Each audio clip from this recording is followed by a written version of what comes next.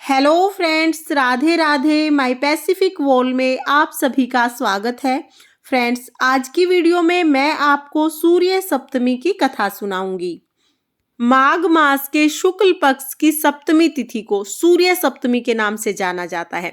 कहीं कहीं पर इसे रथ सप्तमी भी कहा जाता है।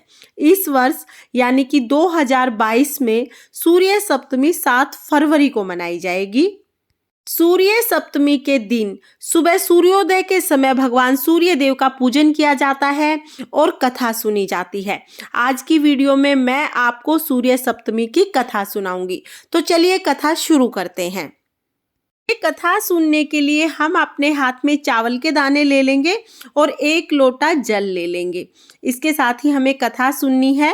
देखिए, सबसे पहले हम जल का जो हमने लोटा लिया है इस पर तिलक कर लेंगे और हम अपने आप को भी तिलक कर लेंगे। आपके साथ अगर कोई और कहानी सुन रहा है तो फिर आप उसे भी तिलक कर दीजिए। इसके बाद हम कहानी शुरू करेंगे। एक बार एक गांव में एक बूढ़ा ब्राह्मण रहता था। वह ब्राह्मण कोई काम नहीं करता था, सारा दिन भगवान सूर्य की पूजा करता था। भगवान सूर्य देव की पूजा अर्चना में ही उसका सारा दिन गुजरता था। ब्राह्मणी उससे सारा दिन लड़ाई झगड़ा करती थी कि कुछ कमा के लाओ, कुछ कमा के लाओ, लेकिन ब्राह्मण सारा दिन भगवान सूर्य देव का पूजन ही करता था। आसपास के लोग भी ताने मारते थे कि काम धाम तो कुछ करता नहीं है, सारा दिन घंटी बजाता रहता है। ब्राह्मणी के झगड़े से और आसपास के लोगों के तानों से दुखी होकर एक दिन ब्राह्मण देवता अपनी घंटी और माला उठाकर वहां से चले गए। घर छोड़कर जंगल की तरफ निकल गए। जंगल में ब्राह्मण ने देखा कि एक तालाब है जो सूखा हुआ है और तालाब के किनारे ही एक पीपल का सूखा हुआ पेड़ है। ब्राह्मण जाकर पेड़ के नीचे बैठ गया। वहीं पर भगवान सूर्य की पूजा करने लगा। ब्राह्मण कहीं से 1 लोटा जल लाता और सूर्य देवता को अर्घ देता। वह जल बहकर उस पीपल के पेड़ की जड़ में चला जाता और थोड़ा सा जल तालाब की तरफ चला जाता। इसी तरह से महीनों बीत गए। देखते ही देखते भगवान सूर्य देव की कृपा से वो तालाब पूरा जल से भर गया और पीपल का पेड़ हरा हो गया। एक दिन जब ब्राह्मण ने सूर्य का पूजन किया और सूर्य देव को अर्घ दिया, उसके बाद पीपल से आवाज आई, हे ब्राह्मण देवता, मैं तुमसे प्रसन्न हूँ, मांगो जो मांगना है। ये सुनकर ब्राह्मण डर गया। अब तो रोजाना जब भी ब्राह्मण सूर्य देव का पूजन करते, अर्घ देते, उसके बाद ये आवाज आती। ब्राह्मण देवता ने सोचा कि इस पेड़ में तो कोई भूत पिशाच है। यह सोचकर ब्राह्मण और भी ज्यादा डर गया और डर के मारे दुबला पतला होने लगा। सारा दिन यही सोचता रहता। कभी कभी ब्राह्मणी ब्राह्मण का हालचाल पूछने के लिए आ जाती थी। एक दिन जब ब्राह्मणी आई तो उसने देखा कि ब्राह्मण देवता बहुत कमजोर हो गए हैं, बहुत दुबले पतले हो गए हैं। तो ब्राह्मणी ने पूछा, हे ब्राह्मण देवता, आप इतने दुबले पतले क्यों होते जा रहे हो? कौन सी चिंता है जो आपको खाए जा रही है? तब ब्राह्मण ने बताया कि इस पेड़ में कोई भूत रहता है। जब भी मैं भगवान सूर्य देव का पूजन करता हूँ तो अर्घ देने के बाद आवाज आती है कि मांगो जो मांगना है। तब ब्राह्मणी ने कहा कि ये भूत नहीं है, ये भगवान सूर्य देव हैं जो तुम्हारी पूजा से प्रसन्न होकर तुम्हें वरदान देना चाहते हैं। अब की बार जब भी ऐसी आवाज आए तो तुम कहना कि हे भगवान, अगर आप मुझसे प्रसन्न हो तो आप मुझे बेटे, पोते, धन, दौलत, महल सब दे दो। ऐसा कहकर ब्राह्मणी चली गई। अगले दिन जब ब्राह्मण ने सूर्य देव का पूजन किया और अर्घ दिया, उसके बाद पीपल से वही आवाज आई, हे ब्राह्मण देवता, मैं आपसे बहुत प्रसन्न हूँ, मांगो जो मांगना है। तब ब्राह्मण ने कहा कि हे भगवान, अगर आप मुझसे प्रसन्न हैं तो मुझे बेटे, पोते, घर परिवार, धन दौलत, महल सब दो। भगवान सूर्य देव ने कहा, हे ब्राह्मण देवता, जो जो आपने कहा है वो सब हो जाएगा। इसके बाद ब्राह्मण देवता जैसे पहले पूजा करते थे उसी तरह पूजा करने लगे। एक दिन ब्राह्मण ने सोचा कि देख के आता हूँ बच्चे वहां पर कैसे रह रहे हैं।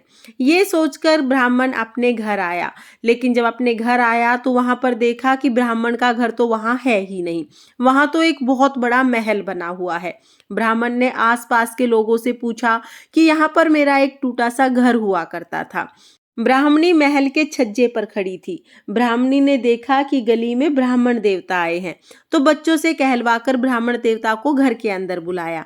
बताया कि भगवान सूर्य देव की कृपा से ये महल आपका ही है। हमारे पास धन दौलत किसी चीज़ की कोई कमी नहीं है। आप यहाँ आ जाइए और सुखपूर्वक यहाँ रहकर भगवान सूर्य देव का पूजन करिए। तब ब्राह्मण देवता ने कहा कि ये धन दौलत सब मैंने तुम्हारे लिए ही मांगी थी। मैं तो सूर्य देव भगवान का पूजन करूँगा और उन्हीं की पूजा में मग्न रहूँगा। यह कहकर ब्राह्मण देवता वापिस उसी पेड़ के नीचे चले गए और जाकर वहीं पर सूर्य भगवान का पूजन करने लगे।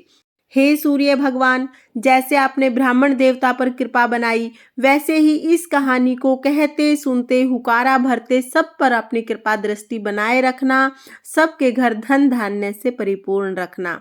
ये थी सूर्य भगवान की कथा। इसके बाद हम एक गणेश जी की कथा जरूर सुनेंगे। तो चलिए गणेश जी की कथा शुरू करते हैं। एक गांव में दो माँ बेटी रहती थी। बेटी अपनी माँ से बोली कि गांव के सब लोग गणेश मेला देखने जा रहे हैं, मैं भी मेला देखने जाऊंगी। माँ बोली कि वहां बहुत भीड़ होगी, कहीं गिर पड़ गई तो चोट लग जाएगी। लेकिन बेटी नहीं मानी। बेटी ने माँ की बात ना मानकर मेला जाने के लिए जिद कर ली। तब माँ ने बेटी को 2 लड्डू और 1 घंटी पानी देकर कहा कि एक लड्डू गणेश जी को खिलाकर पानी पिला देना और दूसरा लड्डू तुम खाकर बचा हुआ पानी पी लेना। बेटी मेले में चली गई। मेला समाप्त होने को आया। सारे गांव वाले वापिस आ गए, परंतु बेटी वापिस नहीं आई। वह गणेश जी के पास बैठी रही।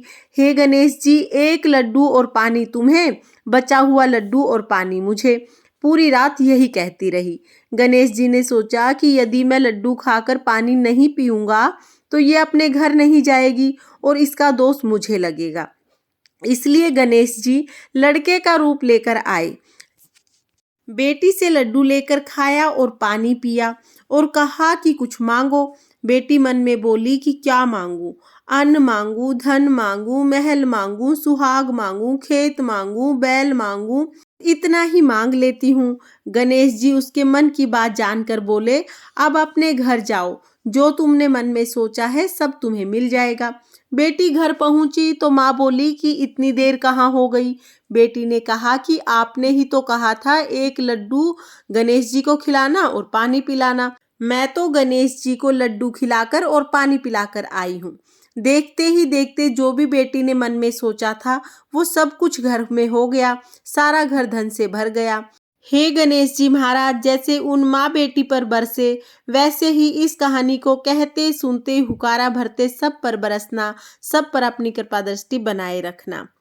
इस तरह से हमारी सूर्य सप्तमी की कथा पूर्ण हो जाएगी।